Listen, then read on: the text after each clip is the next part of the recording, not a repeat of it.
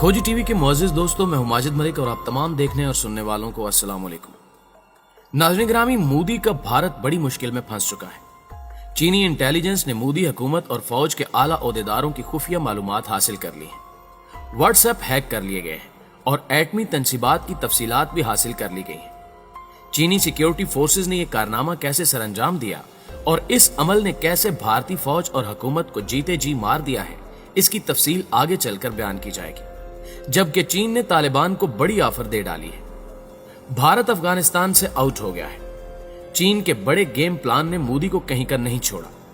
आने वाले दिनों में चाइना भारत के लिए मजीद कैसी परेशानियां पैदा करेगा और भारतीय फौज ने मोदी को क्यों कहा कि चीन से माफी मांग लो, ये सब जानने से कबल चैनल पर नए शामिल होने वाले दोस्तों से दरखास्त करते चले कि पहले YouTube के इस मुनफरिद चैनल खोजी टीवी को सब्सक्राइब करते हुए साथ मौजूद घंटी के बटन को भी दबा दें ताकि हर नई आने वाली वीडियो की नोटिफिकेशन आप तक बाकायदगी के साथ पहुंचती रहे। नीज हमारी इन काविशों का सिला हमारी वीडियोस को लाइक करके जरूर दिया कीजिए। तो आइए चलकर मौजू का आगाज करते हैं।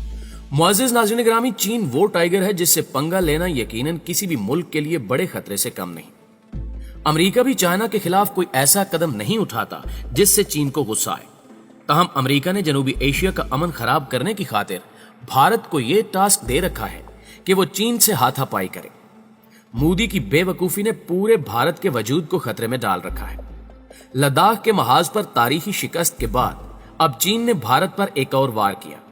ताजा तरीन इतलात के मुताबिक चाइना ने अपनी खुफिया टेक्नोलॉजी और इंटेलिजेंस की मदद से नरेंद्र मोदी, भारतीय आला फौजी अफसरान और हुकूमती ओहदेदारों का डाटा हासिल कर लिया है। सबसे अहम अमर यह है कि चीन जान चुका है कि भारत ने अपनी एटमी हथियार कहां छुपा रखे हैं। गुज़श्ता रोज भारतीय मीडिया के एक मारूफ चैनल ने अपने ही मुल्क के कौमी इदारों की कारकर्दगी का भांदा फोड़ा और दुनिया को बताया कि चीन ने टेली कम्युनिकेशन और इंटरनेट की जदीद तरीन टेक्नोलॉजी की मदद से भारत को बड़ा झटका दिया है और नरेंद्र मोदी, अजीत डोवल, बिपिन रावत और भारतीय आर्मी चीफ समेत 10 लाख भारतीयों की अहम और खुफिया मालूमात हासिल कर ली है।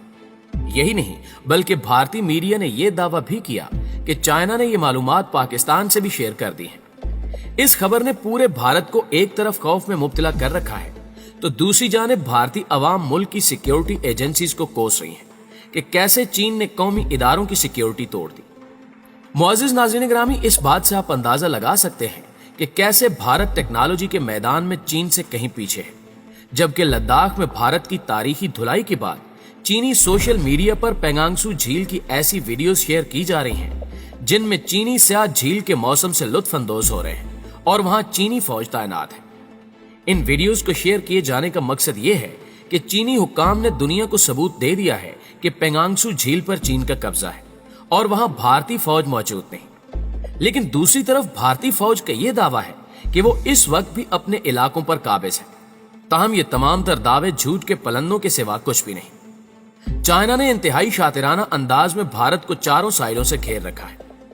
तिब्बत की सरहद पर भी चीन ने बड़ी तादाद में फौज तैनात कर दी है और चीन ने तिब्बत के शहरियों को बेहतरीन सहूलियात जिंदगी फराहम करने के लिए फौरी तौर पर मंसूबाजात शुरू कर दिए हैं। इस सियासी पैंतरे की मदद से चीन तिब्बती अवाम को मजीद करीब कर रहा है ताकि कल को अगर जंग होती है तो तिब्बत के रिहायशी चीन के साथ खड़े हों। इसी तरह चाइना ने भारत को अफगानिस्तान में भी तिगनी का नाश नचवा दिया है। अफगानिस्तान से अहम तरीन खबरें मौसूल होने का सिलसिला जारी है। भारत ने अमेरिका के कहने पर अफगानिस्तान में भारी सरमायाकारी कर रखी थी, लेकिन वो डूब चुकी है। अमेरिका ने भी अपने दोस्त और मददगार मुल्क भारत को तनहा छोड़ने का फैसला कर लिया है, जबकि चाइना ने तालिबान को बड़ी ऑफर करके भारत का मुस्तकबिल तारीख बना दिया है। मुअज़्ज़िज़ दोस्तों, अफगानिस्तान से आने वाली एक खबर यह है कि चीन ने तालिबान से हाथ मिला लिया है। चीन ने तालिबान को ऑफर की है कि वो अफगानिस्तान के अहम और बड़े शहरों को सड़कों से मिला दे। इस अहम और मुश्किल काम के लिए सरमाया चीन फराहम करेगा, जबकि चीन अफगानिस्तान में बड़ी फैक्ट्रीज और इदारे खोलने जा रहा है। अंदर की खबर के मुताबिक चीन ने तालिबान के सामने ये शर्त भी रखी है कि वो भारत को अफगानिस्तान से आउट करेगा। तालिबान की सियासी क़यादत ने रजामंदी का इजहार करते हुए चीन की शराइत मान ली है और आने वाले दिन भारत के लिए इंतहाई कड़े साबित हो सकते हैं। अफगान तालिबान ने सोवियत यूनियन और फिर 70 ममालिक के इत्तेहाद को बड़ी शिकस्त से दोचार किया। वही तालिबान जिन्हें दुनिया दहशतगर्द के नाम से जानती थी, آج ان کے حوالے سے نظریات تبدیل ہو رہے ہیں۔ ممالک اپنی خارجہ پالیسیوں میں تبدیلی کر کے طالبان سے تعلقات استوار کرنے کی کوششوں میں مصروف ہیں، اور چین نے عملی میدان میں قدم رکھتے ہوئے طالبان سے کئی معاہدے بھی طے کر لیے ہیں۔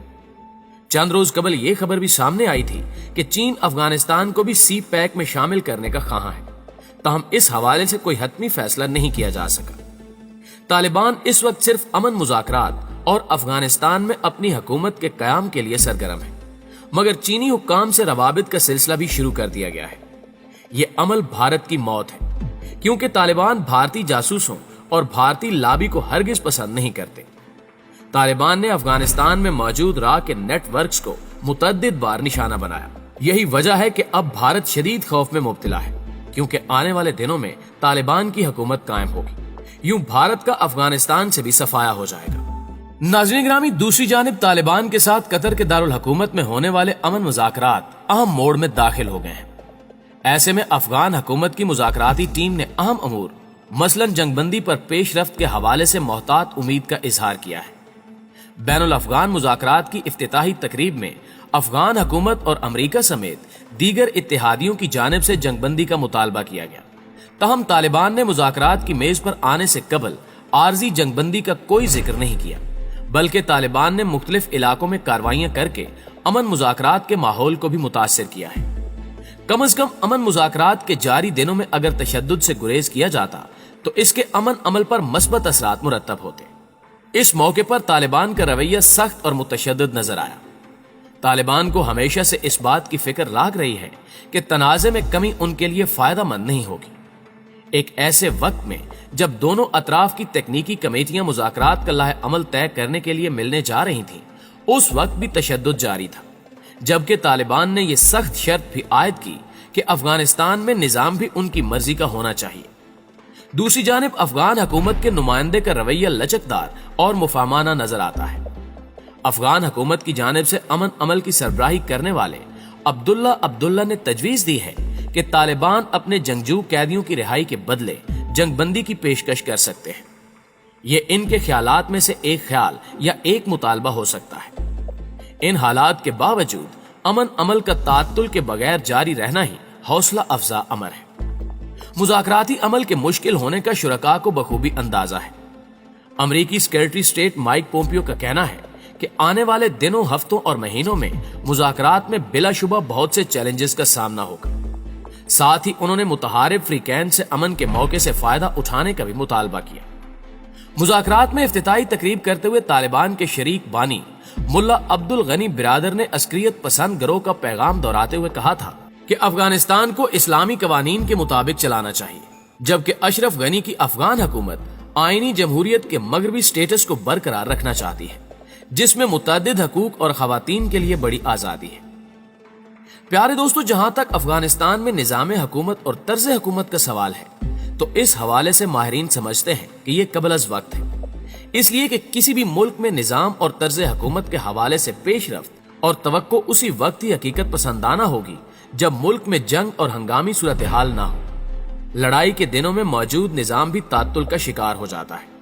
اگر دیکھا جائے تو افغانستان میں روسی فوج کی آمد سے اب تک کوئی ٹھوس اور مستقل نظام اور طرز حکومت مستحکم نہیں ہوئی۔ وقت، حالات اور جنگ و جدل کے باعث مختلف نظریات کے حامل عناصر حاوی رہے۔ اس وقت بھی گو کہ صدارتی نظام رائج ہے، لیکن اس کا دائرہ کار پورے ملک میں مستحکم نہیں ہے۔ بیرونی افواج کی موجودگی اور طالبان کے دباؤ اور حملوں کے باعث صدارتی نظام ناکارہ ہو چکا ہے۔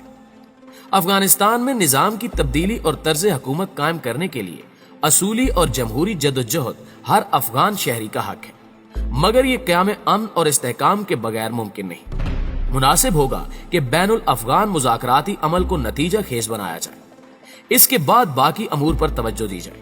افغانستان میں کوئی بھی نظام بزور قوت ممکن نہیں اور نہ ہی ایسا کرنے کی گنجائش ہے۔ جی تو معزز دوستو، دستیاب معلومات اور حقائق کی روشنی میں جہاں تک ممکن ہو سکا ہم نے اپنی طرف سے آپ کو اپ ڈیٹ کرنے کی کوشش کی ہے۔ اب ہم کہاں تک کامیاب رہے یہ آپ کی آراء ہمیں بتائیں گے۔ جلدی حاضر ہوتے ہیں کچھ تازہ رپورٹس کے ساتھ، تب تک اپنا اور اپنے پیاروں کا ڈھیر سارا خیال رکھیے گا۔ اللہ نگہبان۔